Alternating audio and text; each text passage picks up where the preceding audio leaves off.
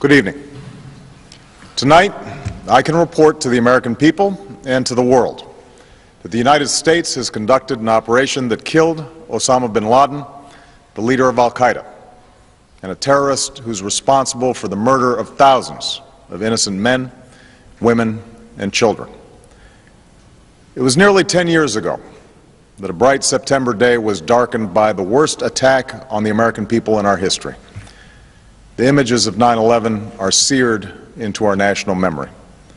Hijacked planes cutting through a cloudless September sky, the Twin Towers collapsing to the ground, black smoke billowing up from the Pentagon, the wreckage of Flight 93 in Shanksville, Pennsylvania, where the actions of heroic citizens saved even more heartbreak and destruction. And yet we know that the worst images are those that were unseen to the world. The empty seat at the dinner table, children who were forced to grow up without their mother or their father, parents who would never know the feeling of their child's embrace, nearly 3,000 citizens taken from us, leaving a gaping hole in our hearts. On September 11th, 2001, in our time of grief, the American people came together. We offered our neighbors a hand, and we offered the wounded our blood. We reaffirmed our ties to each other and our love of community and country. On that day, no matter where we came from, what God we prayed to, or what race or ethnicity we were united as one American family. We were also united in our resolve to protect our nation and to bring those who committed this vicious attack to justice.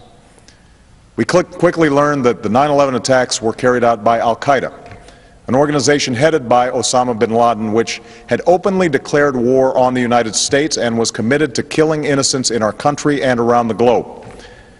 And so we went to war against al-Qaeda to protect our citizens, our friends, and our allies.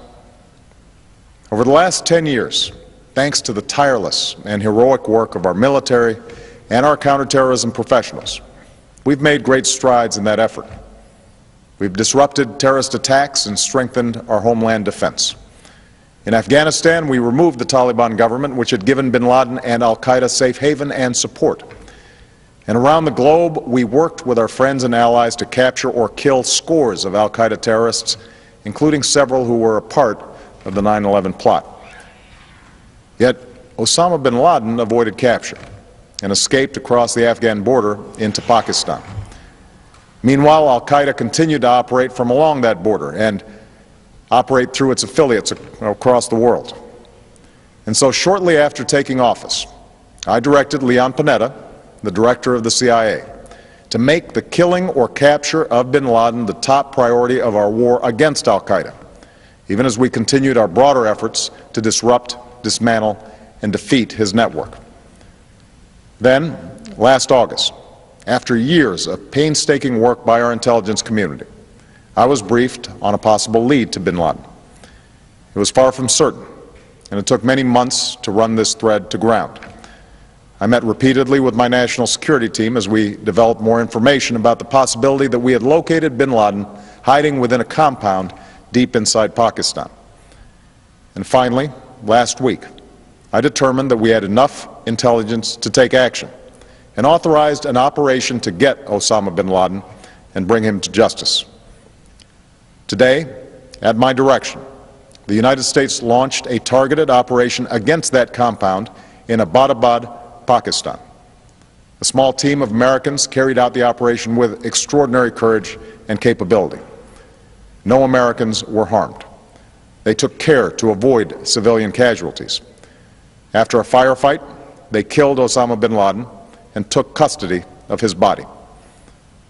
For over 2 decades, bin Laden has been al-Qaeda's leader and symbol, and has continued to plot attacks against our country and our friends and allies. The death of bin Laden marks the most significant achievement to date in our nation's effort to defeat al-Qaeda. Yet his death does not mark the end of our effort. There is no doubt that al-Qaeda will continue to pursue attacks against us. We must and we will remain vigilant at home and abroad. As we do, we must also reaffirm that the United States is not and never will be at war with Islam. I've made clear, just as President Bush did shortly after 9/11, that our war is not against Islam. Bin Laden was not a Muslim leader. He was a mass murderer of Muslims. Indeed, al-Qaeda has slaughtered scores of Muslims in many countries, including our own. So his demise should be welcomed by all who believe in peace and human dignity. Over the years, I've repeatedly made clear that we would take action within Pakistan if we knew where bin Laden was. That is what we've done. But it's important to note that our counterterrorism cooperation with Pakistan helped lead us to bin Laden and the compound where he was hiding. Indeed, bin Laden had declared war against Pakistan as well and ordered attacks against the Pakistani people. Tonight, I called President Zardari, and my team has also spoken with their Pakistani counterparts. They agree that this is a good and historic day for both of our nations. And going forward, it is essential that Pakistan continue to join us in the fight against al-Qaeda and its affiliates. The American people did not choose this fight. It came to our shores and started with the senseless slaughter of our citizens. After nearly 10 years of service, struggle, and sacrifice, we know well the costs of war. These efforts weigh on me every time I, as Commander-in-Chief, have to sign a letter to a family that has lost a loved one, or look into the eyes of a service member who's been gravely wounded. So Americans understand the costs of war. Yet, as a country, we will never tolerate our security being threatened, nor stand idly by when our people have been killed.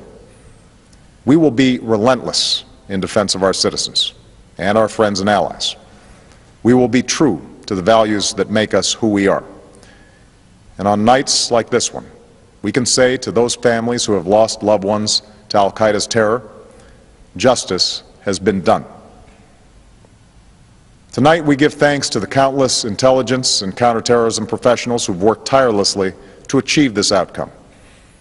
The American people do not see their work nor know their names, but tonight they feel the satisfaction of their work and the result of their pursuit of justice. We give thanks for the men who carried out this operation, for they exemplify the professionalism, patriotism, and unparalleled courage of those who serve our country. And they are part of a generation that has borne the heaviest share of the burden since that September day. Finally, let me say to the families who lost loved ones on 9/11 that we have never forgotten your loss, nor wavered in our commitment to see that we do whatever it takes to prevent another attack on our shores. And tonight, let us think back to the sense of unity that prevailed on 9/11. I know that it has at times frayed, yet today's achievement is a testament to the greatness of our country and the determination of the American people. The cause of securing our country is not complete, but tonight we are once again reminded that America can do whatever we set our mind to. That is the story of our history. Whether it's the pursuit of prosperity for our people or the struggle for equality for all our citizens, our commitment to stand up for our values abroad, and our sacrifices to make the world a safer place. Let us remember that we can do these things not just because of wealth or power, but because of who we are. One nation, under God, indivisible, with liberty and justice for all. Thank you. May God bless you, and may God bless the United States of America.